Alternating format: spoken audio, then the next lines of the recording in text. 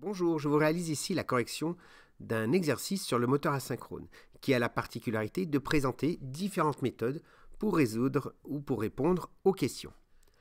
Tout d'abord, ce moteur asynchrone triphasé, 230-400 volts, 21 ampères, 12 ampères, je vous laisse découvrir la plaque signalétique, 5,5 kW, 50 Hz, cosinus phi 0,75 et 1450 tours par minute. Je tiens à vous préciser que 230-400 volts, la plus petite des informations correspond à ce que supporte un enroulement pour pouvoir fonctionner dans les conditions nominales. Donc 230 volts, tension nominale aux bandes d'un enroulement. 21-12 ampères, 12 ampères est le courant dans les conditions nominales qui va traverser un enroulement. Le 5,5 kW correspond à la puissance utile dans les conditions toujours nominales. 50 Hz, la fréquence du réseau. Le cosinus phi, le facteur de puissance, et 1450 tours par minute, la vitesse au fonctionnement nominal. Je vous rappelle que les conditions nominales sont les conditions pour lesquelles le moteur va présenter le meilleur rendement. Première question, on vous propose ici deux types de réseaux, un réseau 132-230 et un réseau 230-400. On vous demande de choisir le bon réseau si l'on désire coupler le moteur en étoile. Et bien sûr, justifiez votre réponse. Donc, je repère sur la plaque signalétique les 230 volts du moteur qui est la tension que supporte un enroulement. Je réalise ici les deux dessins, étoile, donc 230 volts que désire un enroulement. Je fais la même chose avec le second réseau. Pour l'instant, je ne fais que présenter le stator de mon moteur. Et maintenant, je place les différentes tensions des réseaux. 132-230, 132 est la tension simple, notée V, 230 est la tension composée, notée U. Donc pour le premier réseau, tension composée, c'est la tension entre deux phases. Nous avons donc 230 volts et la tension simple, 132 volts. Nous observons que les 132 volts ne correspondent pas à la tension désirée par l'enroulement de 230 volts. Le moteur sera donc sous-alimenté. Si je fais de même pour le réseau 230-400, la tension simple 230 volts, la tension composée 400 volts, et je m'aperçois qu'au banc d'un enroulement, j'ai bien 230 volts, ce qui veut dire que le moteur est bien couplé. Je choisirai donc le réseau 230-400 volts. Deuxièmement, représenter sur le document réponse numéro 2 la réalisation du couplage. Comme nous réalisons un couplage étoile, nous allons donc créer un neutre et brancher sur les autres extrémités les différentes phases. Phase 1, phase 2 et phase 3. Troisièmement, quelle est l'intensité du courant en ligne au point nominal? Donc comme je vous disais, un enroulement dans les conditions nominales va demander 12 ampères, précisé sur la plaque signalétique. Dans ce cas-là, le courant de ligne en étoile, I égale à J, donc 12 ampères.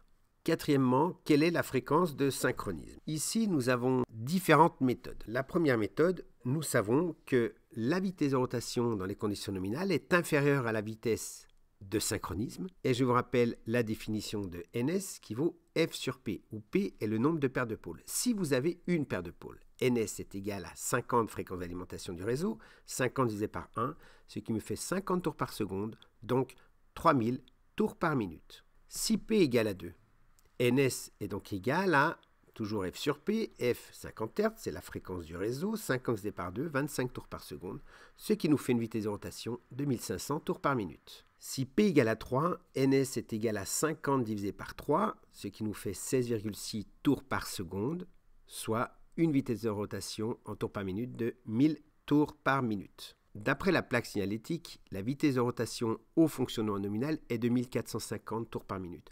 Nous pouvons donc éliminer la vitesse de synchronisme à 1000 tours par minute puisque la vitesse de rotation est forcément inférieure à NS. Ensuite, il nous reste deux vitesses de synchronisme, 1500 tours par minute ou 3000. Nous avons précisé que N était inférieur à NS mais très proche. 1500 tours par minute est la plus proche de 1450. Conclusion, 1500 tours par minute est bien la vitesse de synchronisme. Ce qui implique, si NS est égal à 1500 tours par minute, alors nous sommes avec deux paires de pôles, soit 4 pôles. Remarque, je vous propose ici une autre résolution. Cette résolution est basée sur la résolution graphique. Sur la caractéristique mécanique, lorsque le couple utile est égal à 0, nous sommes à la vitesse de synchronisme. C'est ce que l'on appelle l'essai à vide. Donc lorsque le couple utile est égal à 0, nous avons la vitesse de synchronisme. Donc ici, 1500 tours par minute. À l'aide de l'expression ns égale à f sur p, c'est-à-dire p est égal à f sur ns, comme la fréquence est 50 Hz et ns 25 tours par seconde, puisqu'on a transformé nos 1500 tours par minute en tours par seconde, donc ce qui fait 50 divisé par 25, nous obtenons 2 paires de pôles, ce qui nous fait 4 pôles. Voici 2 façons de répondre à la question. Deuxième partie, essai à vide.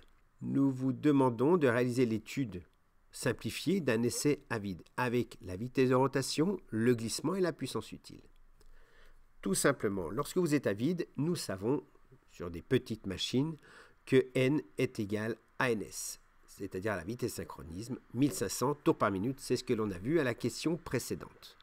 Deuxièmement, le glissement, eh bien, étant donné que le glissement, c'est ns moins n sur ns, nous avons ici un glissement qui est nul.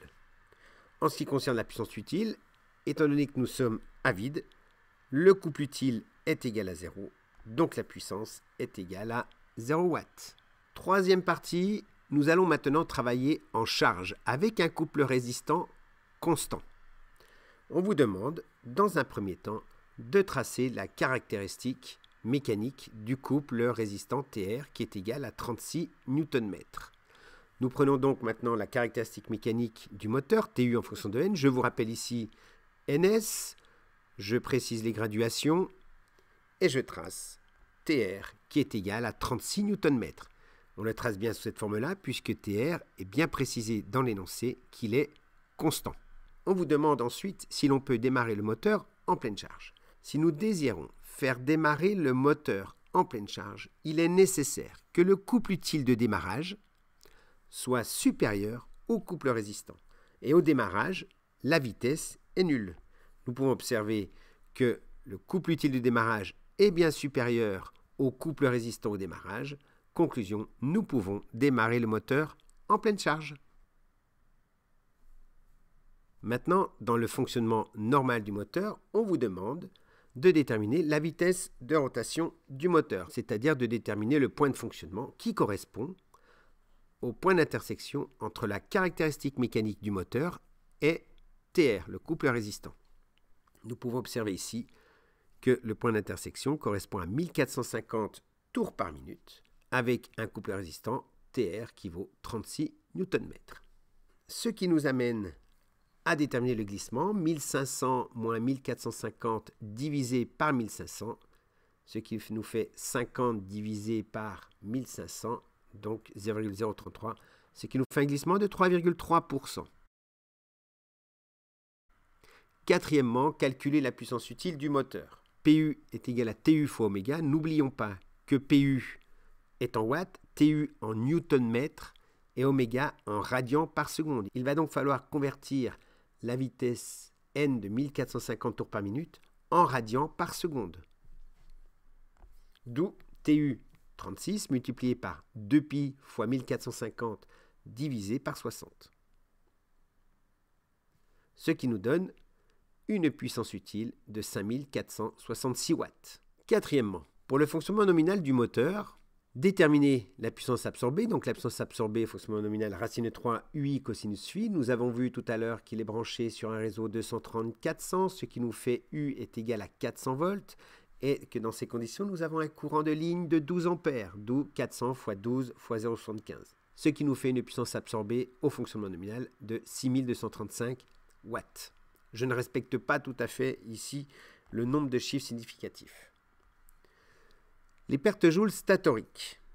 Ici, on vous dit que la résistance d'un enroulement est de 0,4 ohms.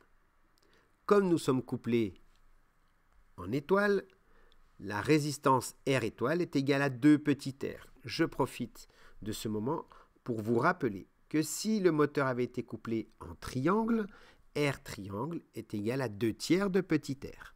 Je vous laisse le soin d'aller regarder le cours en vidéo dans lequel je vous explique ceci.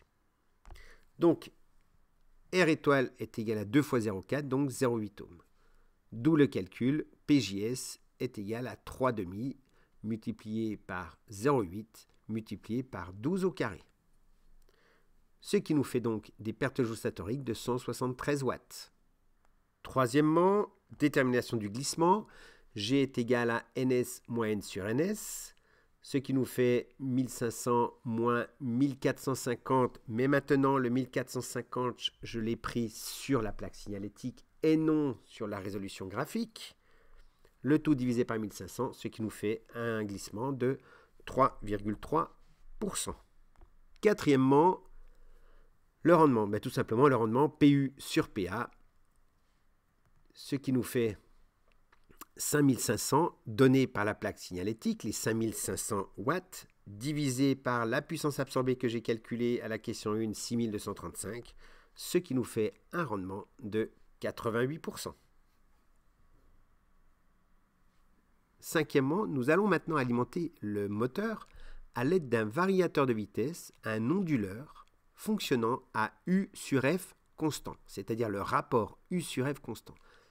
Le fait que ce rapport soit constant implique que les caractéristiques mécaniques, TU en fonction de N, je parle uniquement de la zone utile, TU en fonction de N, eh bien ces caractéristiques, suivant les différentes fréquences, vont être parallèles. Premièrement, la fréquence passe à 30 Hz, donc F2 est égal à 30 Hz, calculer la vitesse de synchronisme. Je vous rappelle que nous avons P égale à 2, deux paires de pôles. Donc NS égale F sur P. Donc NS2 est égal à F2 sur P, ce qui nous fait 30 divisé par 2 égale à 15 tours par seconde, ce qui nous donne donc du 900 tours par minute. Ce qui va me permettre de tracer la nouvelle caractéristique. Je vous rappelle ici l'ancienne caractéristique, enfin la première caractéristique sous 50 Hz. Je vais prendre uniquement la zone utile. Le couple résistant, je le retrace. Le couple de démarrage, la vitesse obtenue au fonctionnement nominal. Et maintenant, je vais tracer cette nouvelle caractéristique. Elle est donc parallèle à la zone utile, avec comme vitesse de synchronisme 900 tours par minute. Et j'obtiens un nouveau point de fonctionnement, toujours de 36 Nm, mais surtout dont la vitesse est de 850 tours par minute. Maintenant, quelle est la tension U2? Je sais que le rapport U sur F est égal à une constante. Nous avions 400 volts pour une fréquence de 50 Hz, ce qui nous fait un rapport U sur F est égal à 8.